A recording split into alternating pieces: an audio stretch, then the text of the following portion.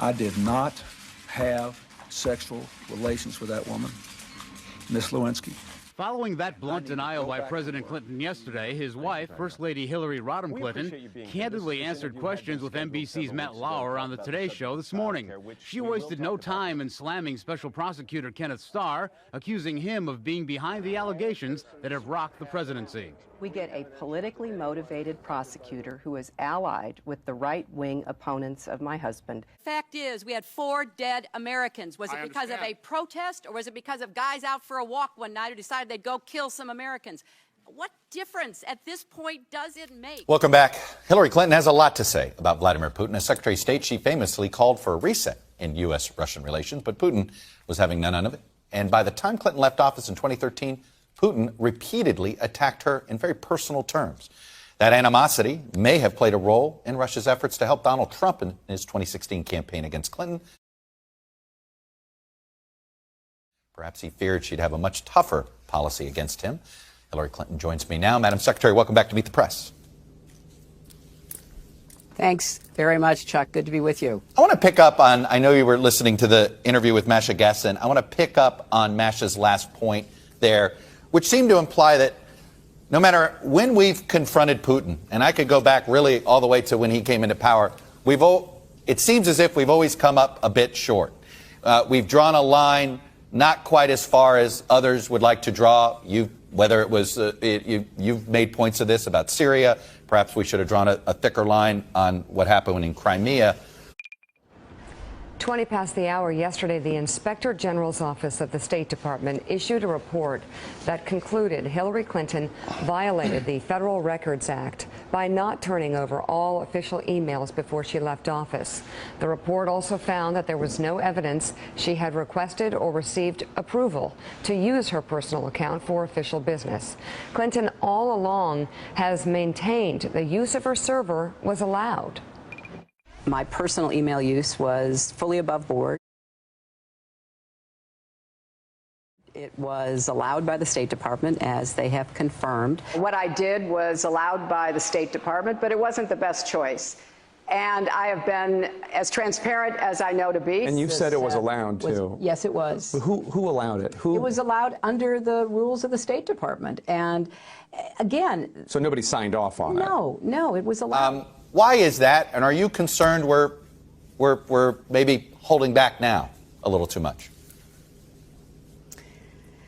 Well, no. Now I think we are really looking at this with our eyes wide open. You know, let's talk about what's really going on here, Martha, because our intelligence community just came out and said in the last few days that the Kremlin, meaning Putin and the Russian government, are directing the attacks, the hacking on American accounts to influence our election. Seeing very clearly the threat that he poses, not just to Ukraine, as we can watch every night on our news, but really to Europe, to democracy and the global stability that we thought we were building in the last 20 years.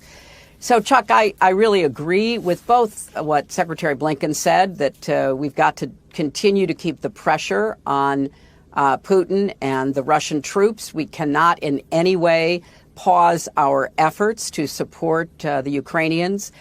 And I agree with Masha that we have to double down. There is more that can be done to increase pressure and stress, additional sanctions, more in the way of lethal aid. And now that there has been a pushback, thanks to the brave Ukrainian military offensive action, there is time to resupply the Ukrainians so that they can continue to defend their country. You heard Secretary Blinken essentially say, look, sanctions relief could happen. It all depends on the behavior of Russia.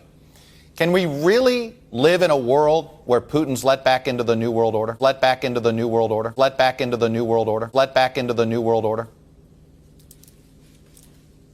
Well, that's not what I heard him say. What I heard him say was that really we are going to support the Ukrainians, the people and the government of Ukraine, as they try to figure out what for them is the best way forward. And that, I think, is exactly the right position for the United States, Europe, and the West and other countries to take. Your second part of that question, though, is a really important one. I would not allow Russia back into the organizations that it has been a part of. I think there's an upcoming G20 event later in the year. I would not permit Russia to attend. And if they insisted on literally showing up, I would hope there would be a significant, if not total, boycott. The only way that we're going to end the bloodshed and the terror that we're seeing unleashed in Ukraine and protect Europe and democracy is to do everything we can to impose even greater costs on Putin. There are more banks that can be sanctioned and taken out of the so-called SWIFT relationship. There is an increasing call for doing more on gas and oil. Now, obviously, some of our strongest allies in Europe are desperately trying to get out from under their dependence upon Russian energy. We need to expedite, and I know the administration has been doing that, looking at more deliveries of liquefied natural gas, for instance. So I think now is the time to double down on the pressure. And I agree completely with Masha. Let's not fantasize about what comes next in Russia. Let's focus on what we're doing right now to help protect and defend the Ukrainian people's right to be a free, democratic nation and protect their sovereignty. Let me talk about the energy and gas front a minute here. One of the easiest ways, perhaps, to relieve some of the pressure on, look, it's not just this country that's experiencing rising energy prices. It's all of Europe. It's really a lot of the world. If a country that we provide an extraordinary amount of defensive weaponry to, an extraordinary amount of support to, and I'm speaking of Saudi Arabia, who could essentially turn the dial tomorrow if they wanted to. We know this with OPEC nations. They're choosing to essentially be on the side of Putin on this one. Should there be some consequences to this in our relationship going forward?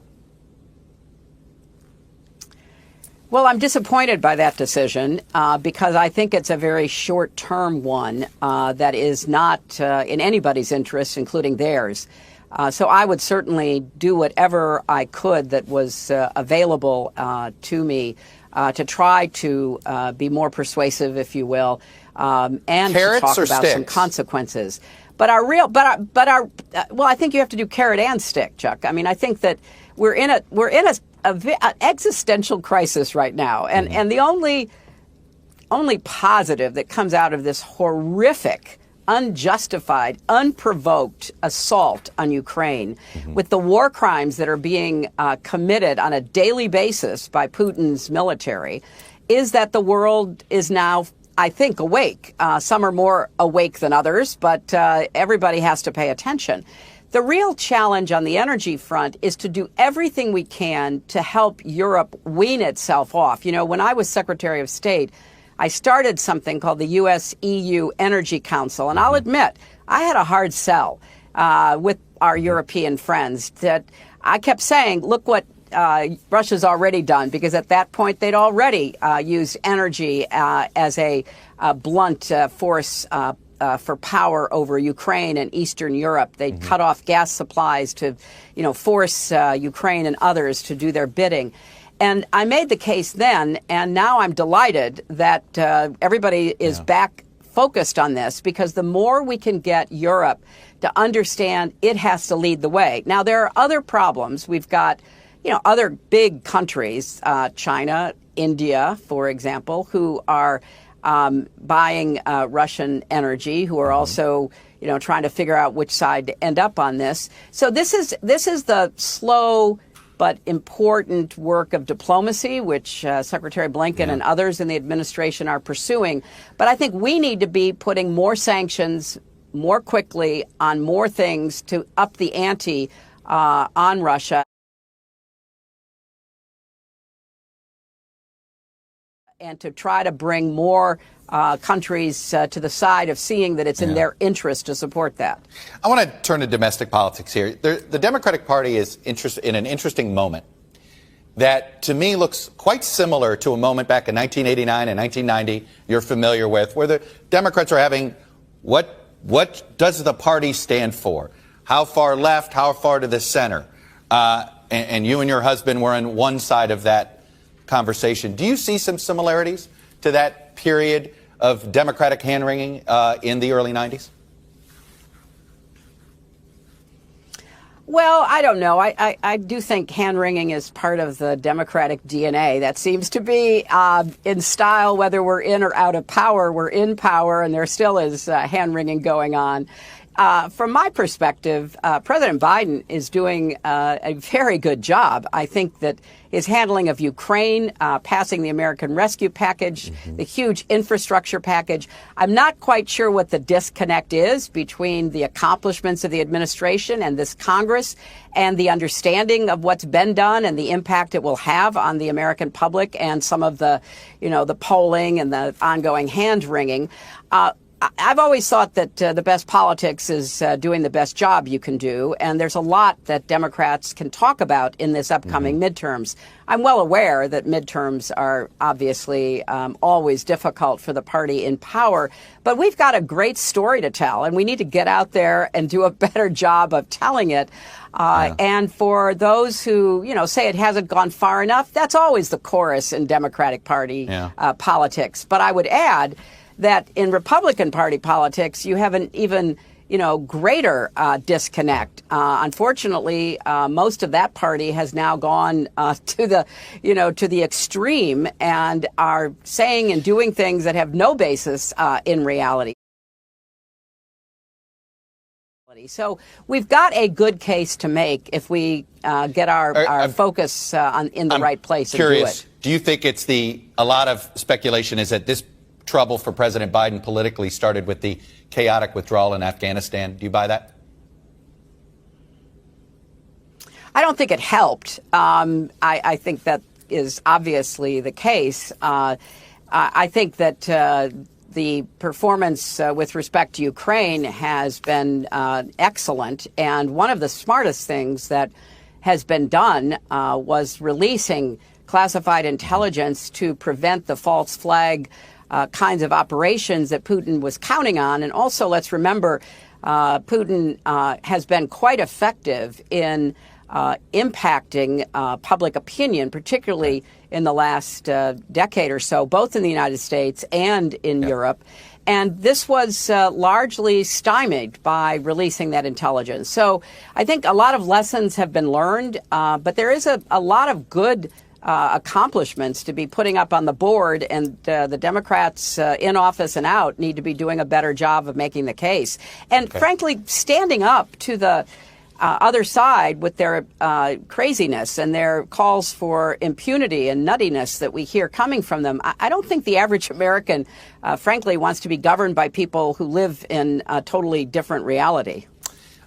Former Secretary of State Hillary Clinton, really appreciate you coming on, sharing your respect.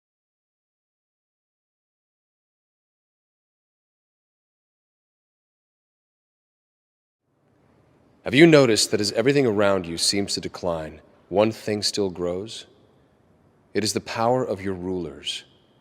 None of their plans and directives have solved your problems or made your life better.